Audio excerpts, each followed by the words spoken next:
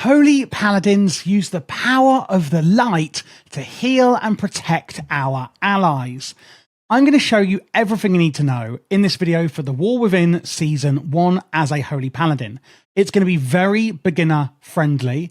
However, if you are a veteran, I'm also still going to include everything you could possibly need to know to succeed as a Holy Pally. So this is a guide for everyone. Now, starting off with our stat priority, intellect is the main stat we're getting on our gear. The more intellect we have, the more healing we do. How do we do this? Getting a higher and higher eye level or item level of gear. Now, I will put the secondary stat priority here that should be loosely and generally followed. However, unless you're comparing two items that are the same level, I wouldn't worry too much about this. Speaking of them, however, Mastery is unique for every spec. It's Lightbringer as a Holy Paladin in the War Within, increases healing done by up to X amount, depending on how much mastery you have, of course, based on the proximity of your target, so how close we are to them. Holy Paladins are a really interesting healer, and they're very unique in the fact they often actually melee, meaning you are very close to the people that you are healing, whereas other healers are more ranged based. It's not to say we're fully melee. A lot of our spells can be done at ranged, but it's just something to think about. Critical Strike, of course, gives us a chance to do more damage and healing. Haste increases how quickly we cast our spells and that we attack. And then lastly, we have Versatility, which increases damage and healing done, while also at the same time reducing how much damage we take. Now that we've had a look at those, let's take a quick look at what our set bonus is in the War Within. So for us, Holy Paladins, it's called the Entombed Seraph's Radiance. Our 2 set bonus, Holy Shock's healing, is increased by 10% and its cooldown is reduced. Holy Shock is this spell here. We can use it on an enemy or an ally, triggering a burst of light on the target, dealing holy damage or healing an ally and generating some holy power. Holy power is a core resource as a Holy Paladin that we are going to be generating and spending, which I'm going to be going over in detail later in the video. The 4 set bonus again works on the same spell, Holy Shock. Holy Shock increases the initial healing of your next Word of Glory or Light of Dawn, and that will stack up to 4 times. So remember I just said that Holy Shock is going to generate some holy power. Well, those 2 spells I just mentioned, Word of Glory and Light of Dawn, are actually 2 of the spells how we're going to spend our holy power. So every time we use Holy Shock, ramping up our holy power, we're going to be stacking up how much healing our actual holy power spenders are going to do. That sounds complicated? Don't worry. Again, I will be explaining it in full in the rotation part of the video. So now we're going to go through some of the utility spells and defensives, etc. that we have available to us as a Paladin. Now, I am specifically saying Paladin and not the spec because these are generally available to all specs in the Paladin class. Meaning if you would like to check out the other specs, which I do have guides on, by the way, then which you can find on my channel, these are going to be available on all of them, meaning you don't need to relearn these all over again. We all know WoW is a complicated game as it is. Now, these are the most important ones, I would say, and there are actually others that are available to you as a Paladin. So again, do look through your spellbook and just have a look. Once you're more comfortable with the class, I don't want to overwhelm you with information here. On the left, we've got a variety of kind of utilities, and on the right are more kind of defensive cooldowns. So on the left here, we've got one here is Repentance. Forces an enemy, I don't know why I'm walking over here, forces an enemy to meditate, incapacitating them for an entire minute. Now, there are actually types of enemies in WoW, just to make it even more complex, usable against humanoids, demons, undead, dragonkin, and giants. So if it's like a beast enemy, you can't use it against them, for example. Then we have Divine Steed. Leap atop your charger for 6 seconds, increasing your movement speed by 100%. Now, one thing to notice here is that it is usable while indoors or in combat. So you can see here, I'm going a lot faster for a few seconds. I do have 2 charges, and using it again while it's still up will just refresh that charge. So a great movement speed increase we can get while indoors or in combat. We then have the Hammer of Justice on a 1-minute cooldown, stunning the target for 6 seconds. We've got Rebuke here, interrupting their spellcasting, which can also be known as a kick. A kick or interrupt is very, very important in Mythic Plus and PvP, sometimes used in raids, but not as much. You're interrupting your enemy's spellcasting. Let's say I was casting Flash of Light, well, that would be interrupted and the spellcast would not go off. We then have our blessings, and actually I'm going to talk about this one first, Intercession. This is a battle res. So as a paladin, we can resurrect our allies out of combat, but in combat, on a 10-minute cooldown, we can actually resurrect our allies. Now, if you have another class in your group or raid that can actually also use a battle res, like a shaman or a druid. Sorry, shamans can't do it. Sorry, I don't know why I said that. Death Knights or druids, for example, can also use battle reses. The cooldown is shared across the group and raid. So you can't use theirs and then they use theirs, and you know, it is actually shared. But it is on a 10-minute cooldown and you can resurrect your allies in battle. Now on to the blessings. We've got a few different blessings. We've got Blessing of Freedom, blessing the party or raid member, granting immunity to movement impairing effects. A really interesting one is Blessing of Protection here. Blesses the party or raid member, completely giving them immunity to physical damage and harmful effects for 10 seconds.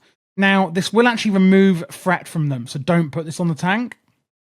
We've got Divine Protection, reducing all damage you specifically take by 20%.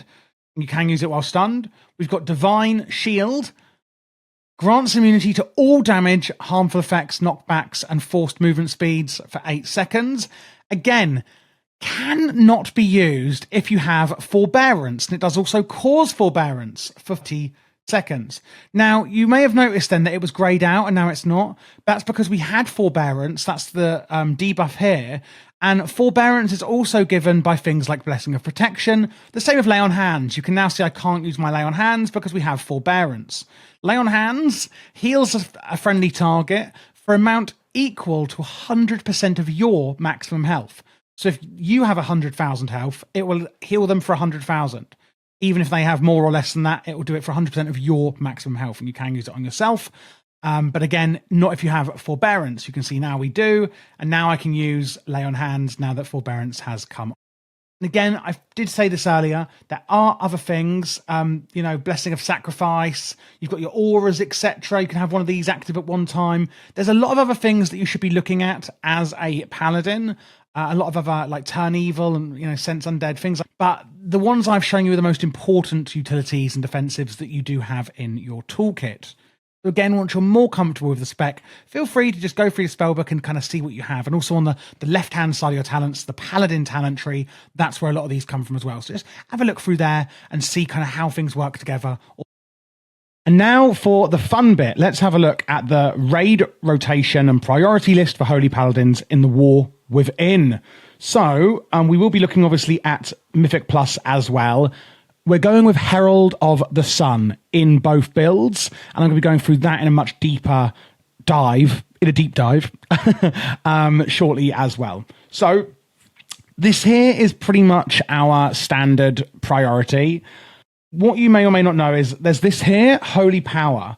Resource used by all Holy Paladins. Some abilities generate Holy Power and others consume all available or free. In other words, some abilities are going to consume everything you've got, which is maximum 5, and some are just going to always consume free Holy Power. So we're going to do this in what I like to call what, when, why. What spells do we have? When are we using them? Why are we using them? The first one is the Beacon of Virtue. Apply a beacon of light to your target and 4 injured allies within 30 yards for 8 seconds. All affected allies, and this is what a beacon of light is. Basically, if I healed Aunt Pam down the road, but Uncle Gary has got a beacon of light on him, when I heal Aunt Pam, Uncle Gary's going to get a bit of that cheeky healing. So basically, if you put a beacon on somebody, when you heal other people, the beacon will also be healed. So apply a beacon of light to your target and 4 injured allies for 30 seconds. Within 30 yards for 8 seconds. All affected allies will be healed for 20% of the amount of all of your other healing done. And in raiding, we're doing a lot of AoE or multi-person healing. So Beacon of Virtue on a 15-second cooldown is generally going to be your top priority because we can just quickly get that out every 15 seconds and be healing lots of people with our other healing. After that, our next top priority would be to spend our holy power if we're capped out at 5 holy power. You can only have 5 holy power, and therefore, if we're actually at 5 and not spending it, we're overcapping on holy power.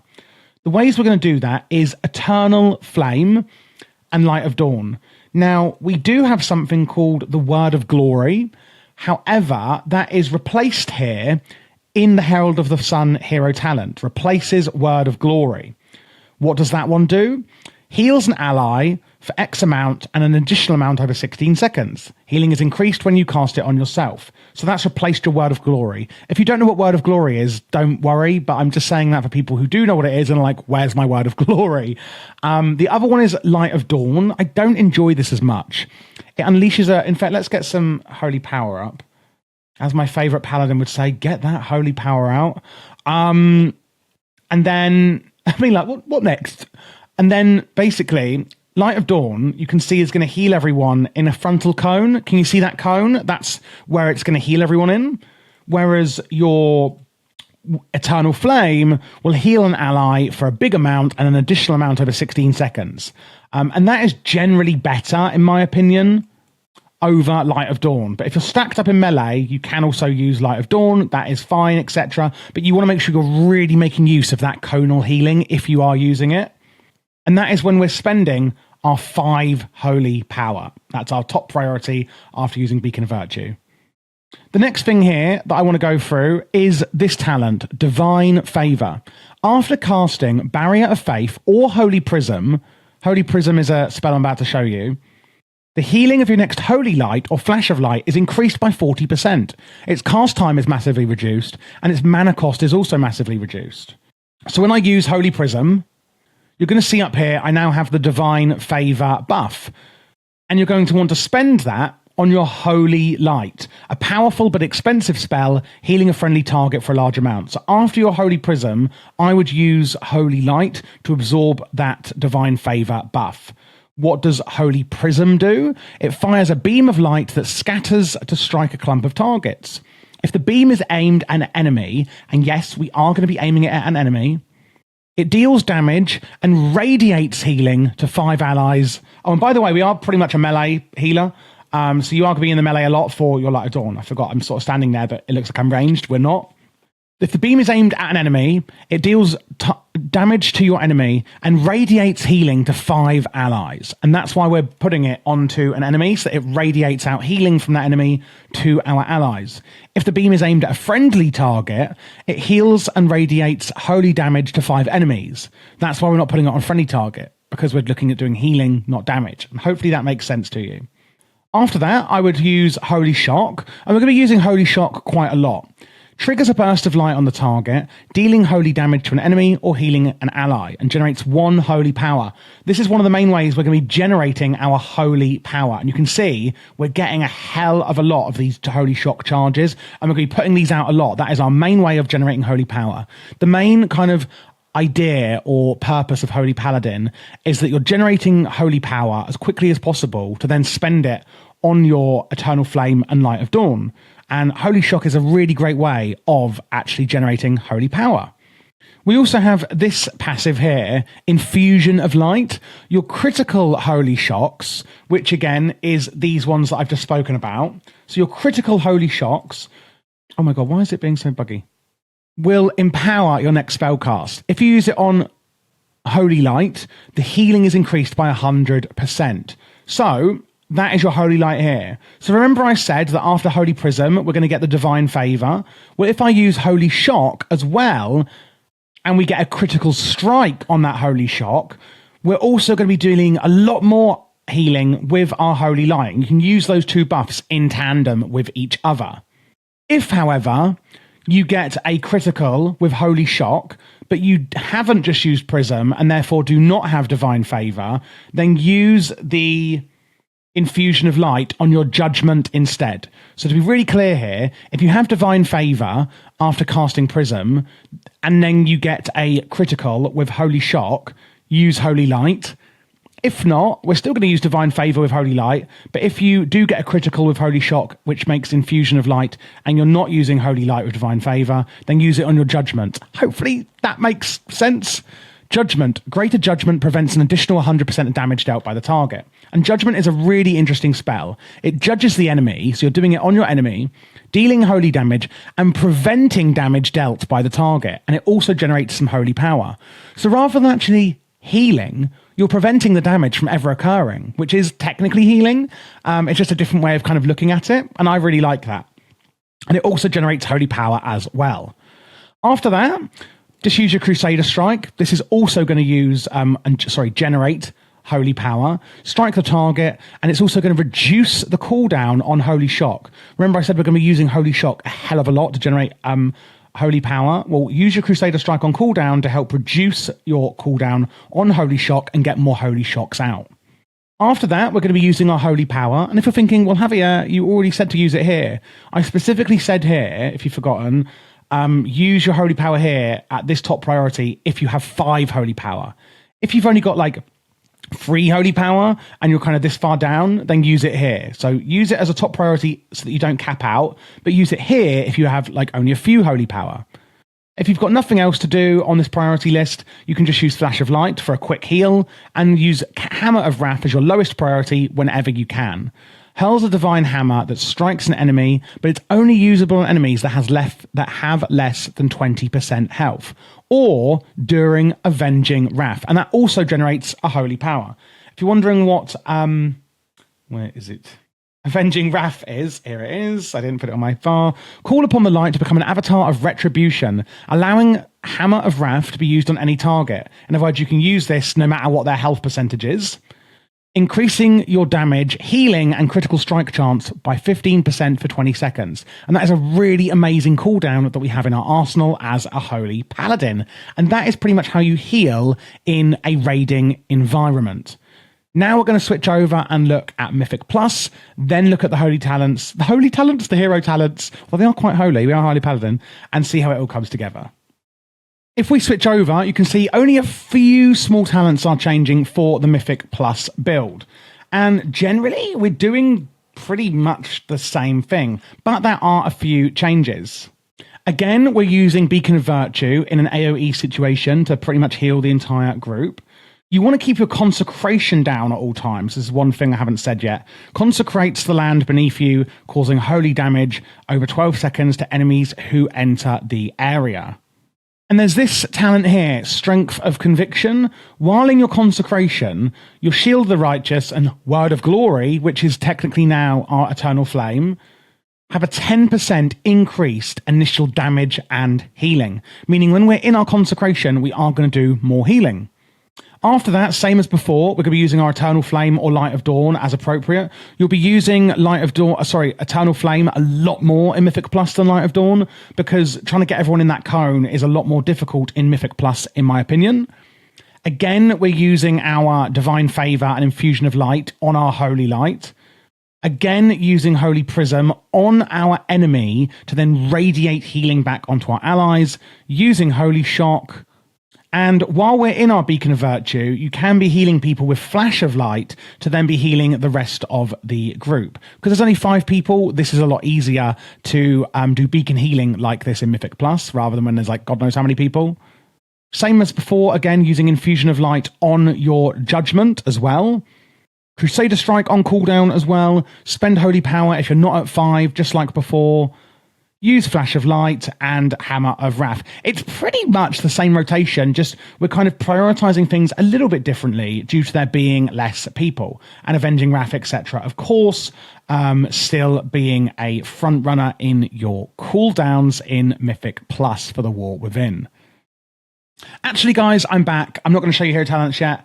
I actually realised I was just filming a guide for my other channel, and I realised that in this main guide, I didn't show you Divine Toll. And I was like, oh my gosh, I can't not let that go.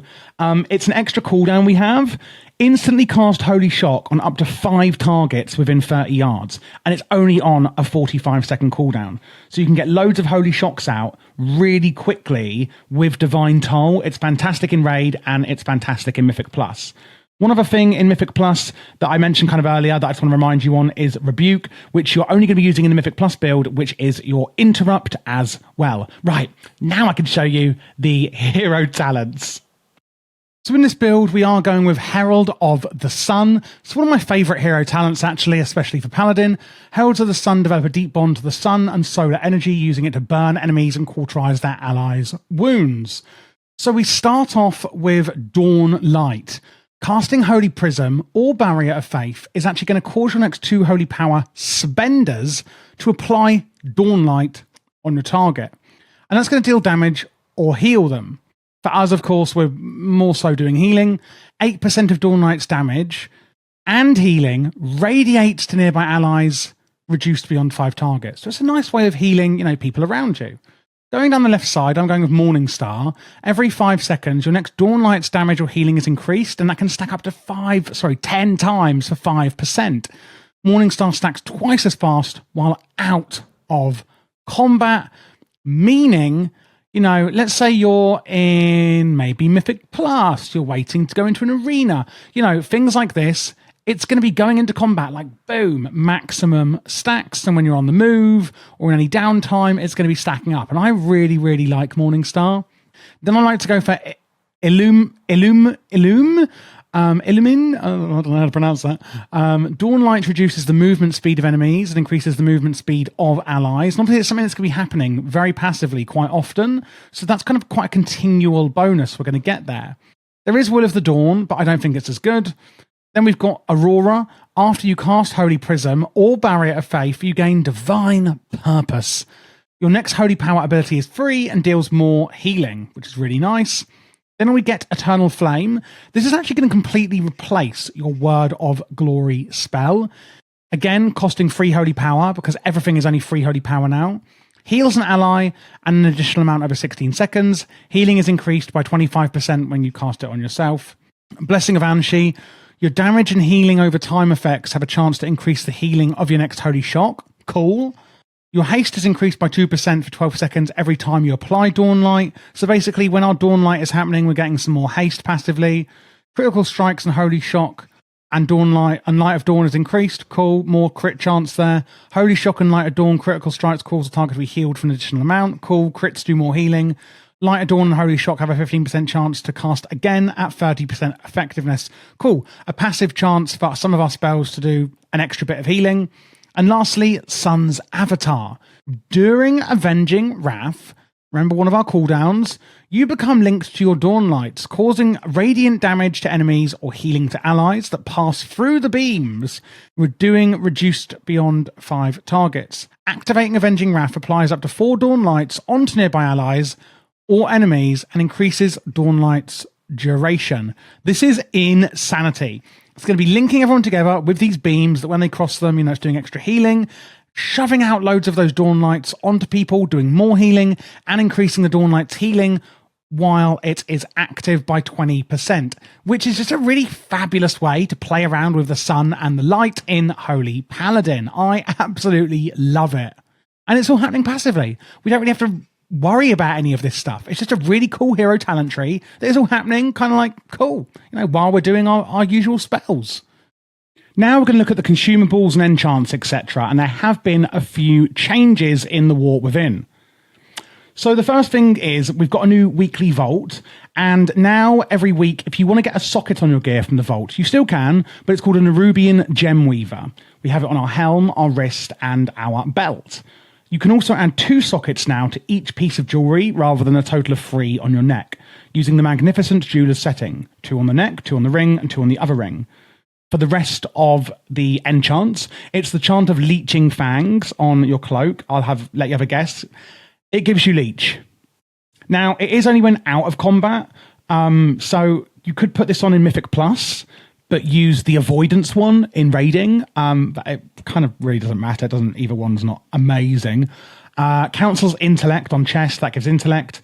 Again, Leech on the wrist. Daybreak Spellthread on the legs, that actually gives intellect and stamina. Scout's March gives movement speed. It's 250, I think. We can put Mastery on our rings and the Authority of Fiery Resolve on our weapon.